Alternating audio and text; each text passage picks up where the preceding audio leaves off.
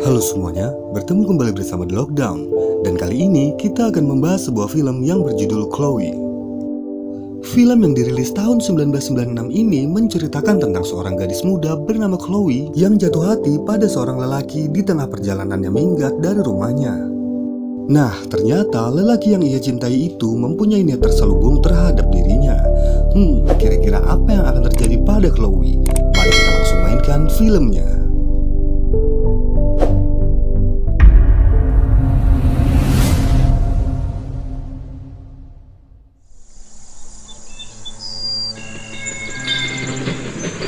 Film dibuka dengan memperlihatkan Chloe yang masih duduk di bangku SMA. Dan saat ini, ia berencana nongkrong bareng bersama pacar dan teman-temannya. Namun saat di perjalanan, pacar Chloe yang bernama Ahmed ini tiba-tiba berkata kalau dia akan men-challenge dirinya sendiri, yaitu dengan rebahan di atas rel kereta saat keretanya melintas. Dan sebagai hadiahnya jika ia selamat, maka ia bebas memilih untuk mengencani salah satu dari 3 gadis yang ada di sana.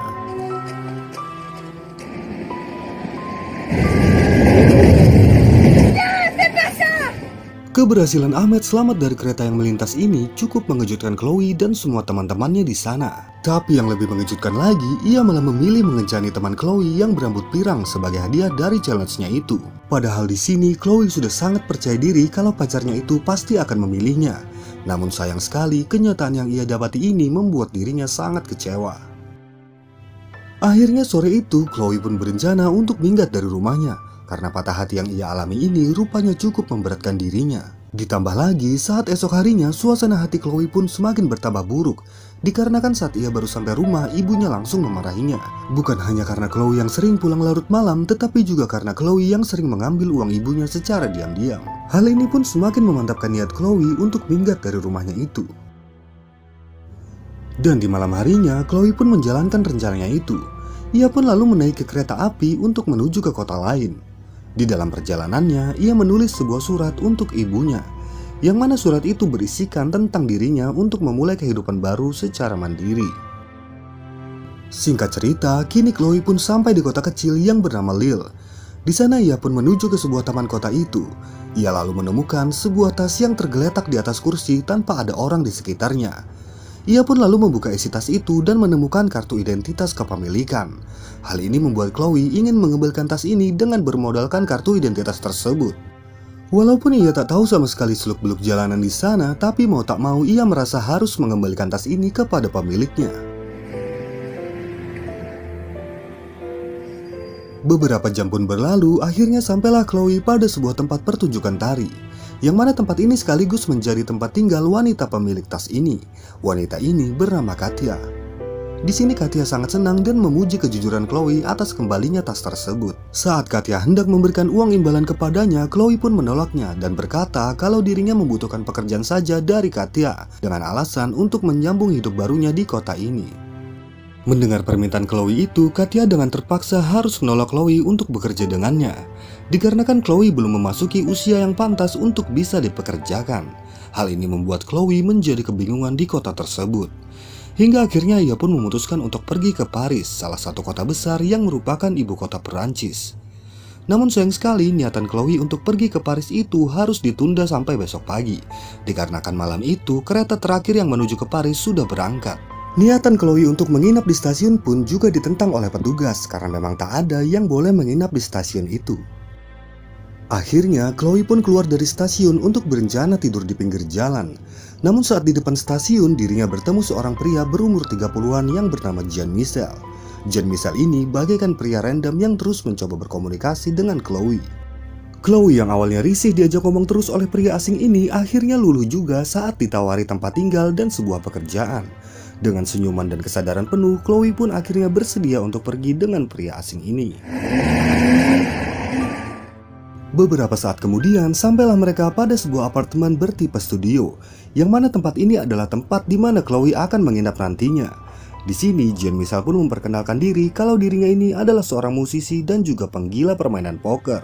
Setelah perkenalan singkatnya itu, ia pun lalu berpamitan pergi pada Chloe dan membiarkan Chloe untuk beristirahat. Keesokan paginya Chloe pun terbangun dari tidurnya dan melihat beberapa uang yang ditinggalkan padanya. Ia pun merasa senang dan mencoba menelpon ibunya. Chloe mengatakan kepada ibunya kalau untuk saat ini dirinya mungkin tidak akan kembali ke rumah untuk waktu yang cukup lama. Kemudian scene pun beralih pada Chloe yang mendatangi Katia di tempatnya kemarin. Walaupun ia tidak diberi kesempatan bekerja pada Katia, Chloe tidak merasa sakit hati tetapi malah menganggap Katia ini adalah teman barunya. Chloe pun memberitahu pada Katia kalau dirinya telah bertemu dengan pria baik yang bersedia menampungnya untuk hidup di sini. Katia pun langsung mengingatkan kepada Chloe untuk tidak mudah mempercayai orang lain di kota ini. Dan dari obrolan ini mereka pun menjadi cukup akrab, sampai-sampai Katia mengajari Chloe beberapa gerakan menari.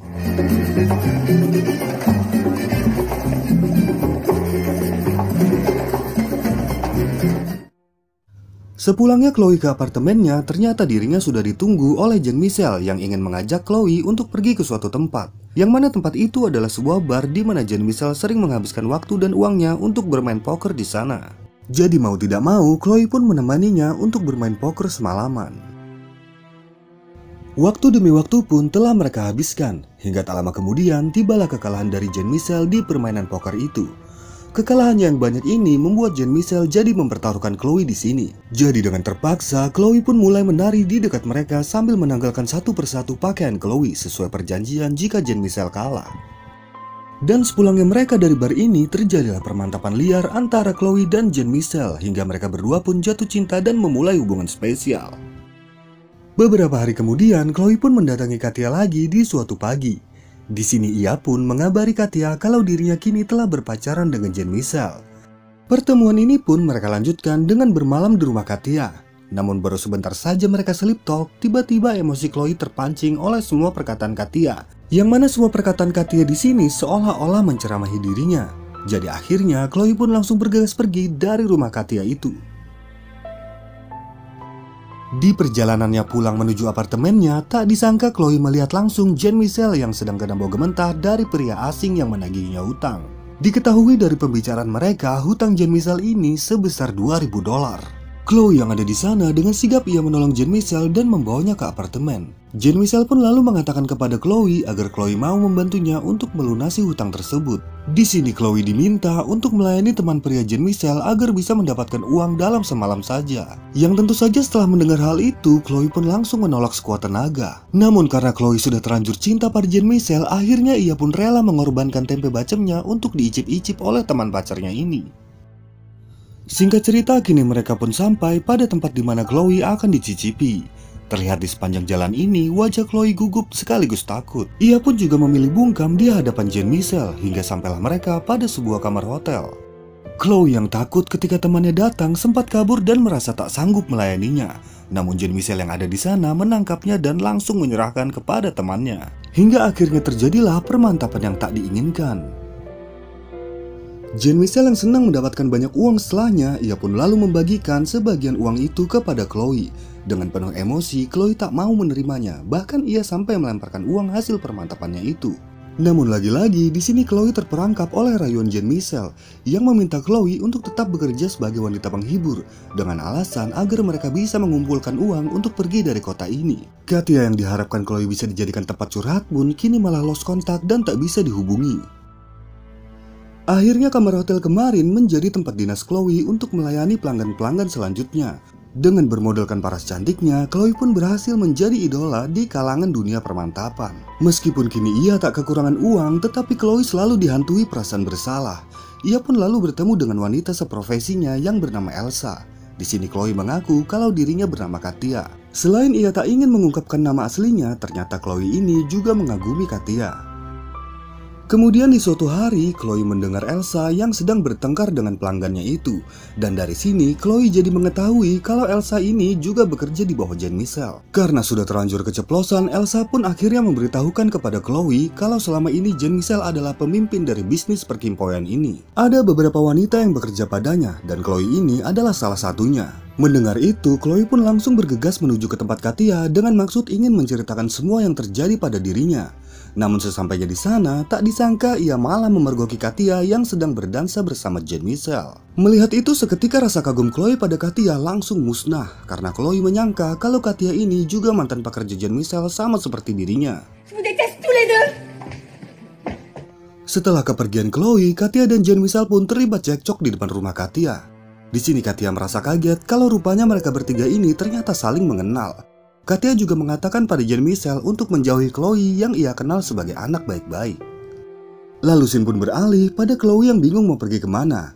Ia pun akhirnya memutuskan untuk kembali ke kamar hotel tempat dinasnya untuk beristirahat. Tak lama kemudian datanglah Jean-Michel yang membangunkan Chloe dan mengajaknya pergi entah kemana. Melihat Chloe yang tampak pasrah, Jean-Michel pun lalu berkata kalau ia akan menjualnya pada seorang pengusaha di Belanda. Sementara itu, di belakang mobil mereka ternyata Katia diam-diam membuntuti mobil Jean-Michel. Saat Chloe hendak diserahkan Jean-Michel pada dua orang pria asing, Chloe tiba-tiba kabur dan berlari sekuat tenaga sambil memungut besi batangan yang tergeletak di sana. Ia pun lalu memberikan perlawanan terhadap Jean-Michel yang mencoba menangkapnya. Dan di saat yang bersamaan, Jean-Michel pun tiba-tiba terseruduk oleh mobil Katia yang datang dengan kecepatan penuh. Hingga pada akhirnya pria kampret ini meningsoi seketika. Chloe yang langsung berlari dari sana, ia pun dikejar oleh Katia yang langsung menjelaskan pada Chloe kalau Jean-Michel itu hanyalah kenalannya, bukan mitra bisnis seperti yang Chloe pikirkan. Namun Chloe yang tak menghiraukannya, ia pun mencoba bundir menggunakan kereta yang melintas. Tapi ternyata kereta tersebut hanya melewatinya saja. Dengan mata yang berkaca-kaca, Katia pun lalu memeluk Chloe dan mengajaknya pulang.